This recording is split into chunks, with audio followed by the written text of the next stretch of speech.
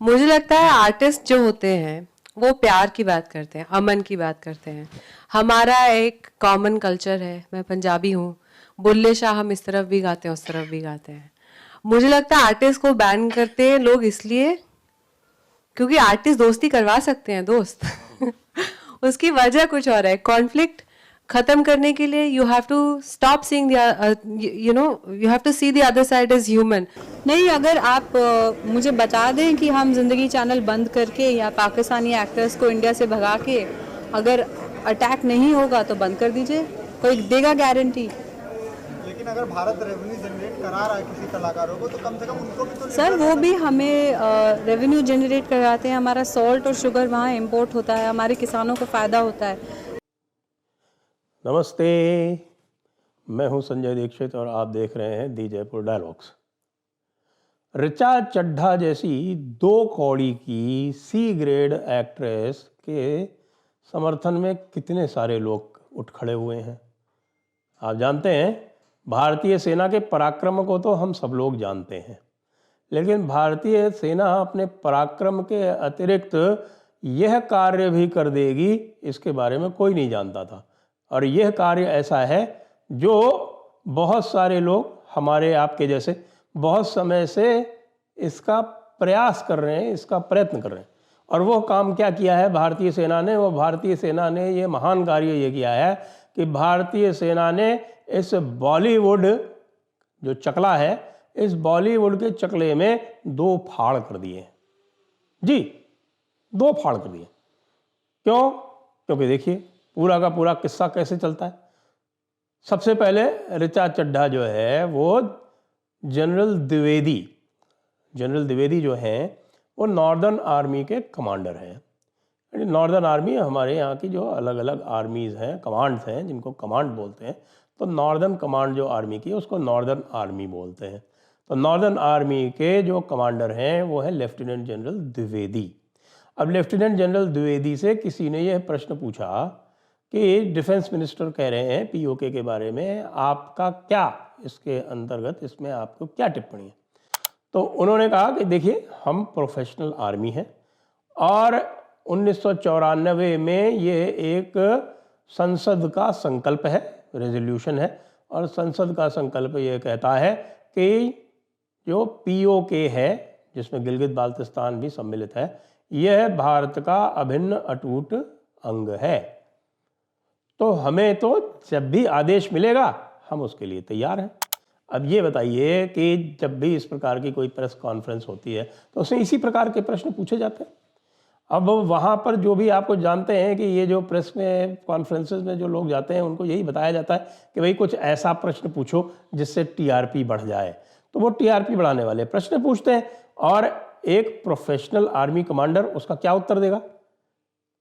क्या वो इसका यह उत्तर देगा कि उससे ये पूछा जाए कि क्या आप पीओके लेने के लिए तैयार हैं? तो क्या वो ये कहेगा कि देखिए, हम तो जो वोक एजेंडा है उसके तहत जो कुछ भी हमारे फिल्मी सितारे कहेंगे या हमारे जो भी लेफ्टिस्ट लिबरल पंचमक्कार कहेंगे हम तो वही करेंगे, ऐसा कह सकते हैं क्या वो? तो यही कहेंगे ना कि जैसा सरकार आदेश देगी वैसा हम करेंगे और हम तैयार हैं। ये भी नहीं कह सकते कि हम पीओके लेने के लिए सक्षम नहीं हैं। तो जनरल द्विवेदी ने वही उत्तर दे दिया। अब उस उत्तर को देखकर हमारी जो ऋचा चड्ढा जी जो हैं, सी ग्रेड एक्ट्रेस, जो एक ज़माने में एक फिल्म वसेपुर की, गैंग्स ऑफ वसेपुर, उसमें फजल की अम्मी बनी थी, फैज़ल की अम्मी बनी थी, और अब फजल की बीवी हैं। तो फैज़ल की अम्मी फजल की बीवी बन गई। और जो इस प्रकार के आप जानते हैं कि किसी ने पूछा कि भाई वेश्याओं में और हमारी बॉलीवुड की तारिकाओं में क्या अंतर है? तो उन्होंने कहा कि देखिए, वेश्याएं जो हैं वो हमारे जो ज़्यादा वासना वाले लोग हैं उनकी वासनाओं को शांत करके अरे समाज की एक प्रकार से सेवा करती हैं कि जो नॉर्मल बहू बेटियां हैं उनको बचाती हैं उनकी वासना से, और ये जो तारिकाएं हैं उसी वासना को सभी में भड़काती हैं। तो इसलिए ये वेश्याओं से भी गई बीती हैं।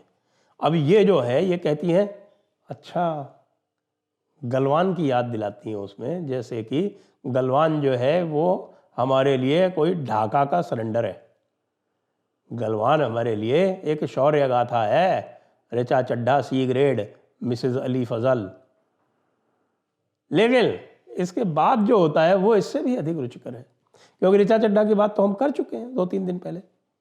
अब क्या होता है, अब ऋचा चड्ढा के बारे में अक्षय कुमार जो कह देते हैं कि ये हमारे लिए उचित नहीं है कि हम अपने वीरों के बलिदान पर इस प्रकार की टिप्पणी करें। और उसका कहना सही है। अक्षय कुमार की भी आलोचना होती रहती है, पृथ्वीराज में जो उसने रोल किया उस पर उसकी आलोचना हुई, और जो उसके कई सारे इस तरह के किरदार हैं जिसमें दम नहीं होता तो उसकी आलोचना होती रहती है। तो उसने, लेकिन एक बात ये कहनी पड़ेगी कि जो देश के सरोकार हैं उसमें अक्षय कुमार सदैव आगे बढ़ चढ़कर भाग लेता रहता है। अब ये अलग बात है कि अक्षय कुमार के पास पासपोर्ट कनाडा का है, वो कनाडा का सिटीजन है। तो अब आप ये देखिए कि उस पर तो चूंकि ये बॉलीवुड के जितने भी ठेकेदार थे उनको बड़ा बुरा लगा, न केवल उनको बड़ा बुरा लगा, ये कांग्रेस वालों को भी बुरा लगा। तो अब आप इनमें से जो हमारे लेफ्ट लिबरल कबाल हैं, बॉलीवुड वाले हैं, ये सब एक अचानक कूद पड़ते हैं और अक्षय कुमार को टारगेट करते हैं। अक्षय कुमार को टारगेट क्या करते हैं? अब अक्षय कुमार की और तो कोई उन्होंने कमजोरी उनको पता नहीं थी। अक्षय कुमार की कनाडा की सिटीजनशिप लेके सबा जी कह रही हैं, क्या कह रही हैं सबा जी? मैं 1 मिनट में इनको आपको बता देता हूँ, कि ट्वीट पढ़ देता हूँ क्योंकि ये पढ़ना अत्यंत आवश्यक है। आरफा क्या कहती हैं? अगर भाई, asking questions is the greatest act of patriotism. ये क्वेश्चंस इनको कांग्रेस वालों से कभी नहीं पूछ पाए, ये पाकिस्तान वालों से भी नहीं पूछ पाते हैं। और ये पेट्रियोटिज्म आर्मी, भारतीय सेना, उससे पूछने के लिए वो एक्ट ऑफ पेट्रियोटिज्म हो जाता है। भारतीय सेना को नीचा दिखाना जो है, और नीचा दिखाने का जो एक उसको कई इंटेंशन जो है, वो इनके लिए एक्ट ऑफ पेट्रियोटिज्म है। कह रहे हैं साहब अक्षय कुमार ने, आपने ये करके ऋचा चड्ढा के पीछे ट्रोल आर्मी छोड़ दिए रहे। तो ऋचा चड्ढा जो है वो कर क्या रही हैं ट्विटर के ऊपर? वो कोई बहुत बड़ी इंटेलेक्चुअल है आरफा? उनसे कहो अपने घर बैठे और अली फजल की बीवी बनके, और जैसा कि कहा गया है बड़ी किताब में, उस प्रकार अली फजल से मार खाएं और उसके बच्चे जने। और वैसे भी एक मौलाना अभी आए हैं, उनकी बिल्कुल ताज़ा चल रही है, वो कह रहे हैं कि भाई 3 तरह के जानवर होते हैं, और उसमें से एक जानवर वो होता है जिसमें बैठ के आप कहीं जा सकते हैं, दूसरा जानवर वो होता है जिसको आप काट के खा सकते हैं, और तीसरी तरह का जानवर जो है वो महिला होती है। तो 3 तरह के जानवर होते हैं। तो भाई तुम तीसरी तरह की जानवर बन के रहो ना ऋचा चड्ढा, मिसेस अली फजल। तुम्हें भारतीय सेना के ऊपर कटाक्ष करने की क्या आवश्यकता थी? कटाक्ष करोगी तो कटाक्ष भी पाओगी और आप नसीहत भी पाओगी, जैसे कि अक्षय कुमार ने आपको दी। उसने तो बेचारे ने नसीहत ही दी, उसने तो कोई अन्यथा कोई बात कही नहीं थी। ये अलग बात है कि बाकी जो है वो फिर आपके ऊपर सवार हो गए। तो बुर्खे में रहो, हिजाब में रहो, बाहर मत निकलो, अपने खाविंद की जो है वो सोहबत करो।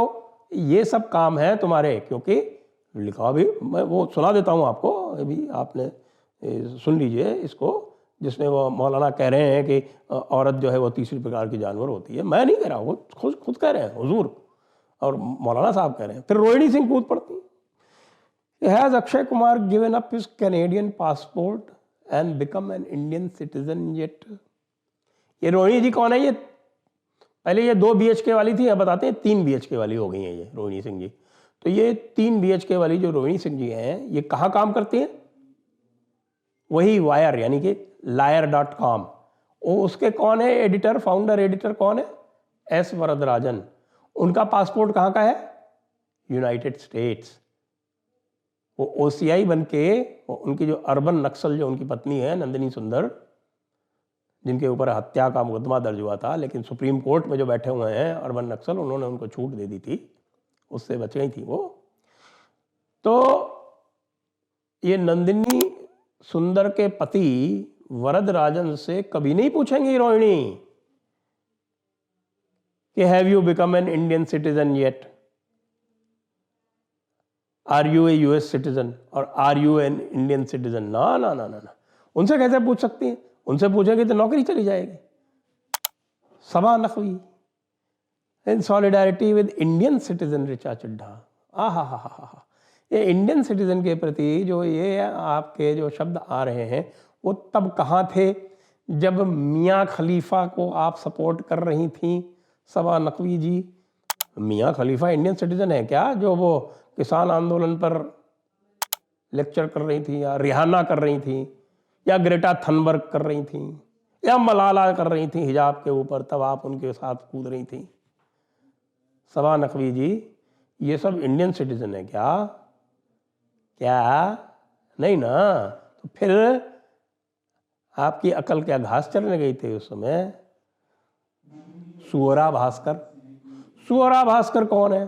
सुअरा भास्कर ने स्वयं अपने उसके ऊपर अपने बायो पर लिख रखा है कि उन्होंने उनका जो सबसे बड़ा कंट्रीब्यूशन भारतीय फिल्म इंडस्ट्री को है वो ये है कि उन्होंने भारतीय फिल्म इंडस्ट्री में वाइब्रेटर इंट्रोड्यूस किया। यार ये तो मेरी माँ है यार। तो ये हमने कई बार इनको जब हमने कहा कि भाई आपकी जो है वो यू आर वाइब्रेंट, तो उस पर नाराज़ हो गई, हमको ब्लॉक कर दिया।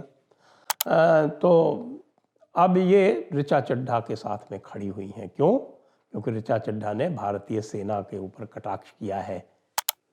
और अक्षय कुमार जो है वो कैसे भारतीय सेना का साथ दे सकते हैं? तो बॉलीवुड जो है पूरी तरह से दो फाड़ों में दिख रही है, दो फाड़ हो रखी है। प्रकाश राज कौन? याद आ गया? अरे वही विलन सिंघम का, जो उसमें खूब मार खाता है, उस सिंघम का विलन वो खड़ा होकर बोल रहा है, अरे don't expect this from you Akshay Kumar, having said that Richa Chadha is more relevant to our country. क्यों भाई? इंडियन सिटीजन होने से ही हो जाता है प्रकाश राज? इंडियन सिटीजन तो तू भी है, लेकिन तेरे से बड़ा गद्दार कौन है? तो खड़ा हुआ था ना चुनाव में, कितने वोट आए थे? 1000 क्रॉस हुए थे कि नहीं? याद नहीं आ रहा मुझे, जरा बताना तो। हमारे लिए हर वह व्यक्ति महत्वपूर्ण है जो भारत के साथ खड़ा है। हमारे लिए डेविड फ्रॉली अधिक महत्वपूर्ण है रोमिला थापर से, क्योंकि वे भारत के साथ खड़े हुए हैं। हमारे लिए कोनराड एल्स्ट अधिक महत्वपूर्ण है सिद्धार्थ वरदराजन से। क्यों? क्योंकि कोनराड एल्स्ट भारत के साथ खड़े हुए हैं। हमारे लिए ये मौलाना जो अपना इंडियन पासपोर्ट लेके घूमते हैं ये महत्वपूर्ण नहीं है। हमारे लिए तारिक फतेह महत्वपूर्ण है। जो भारत भारतीयता और भारत के सरोकार के साथ खड़ा हुआ है वही भारत के लिए महत्वपूर्ण है, और बाकी सब जो है वो जा सकते हैं, जिसको हम कहते हैं भाड़ में।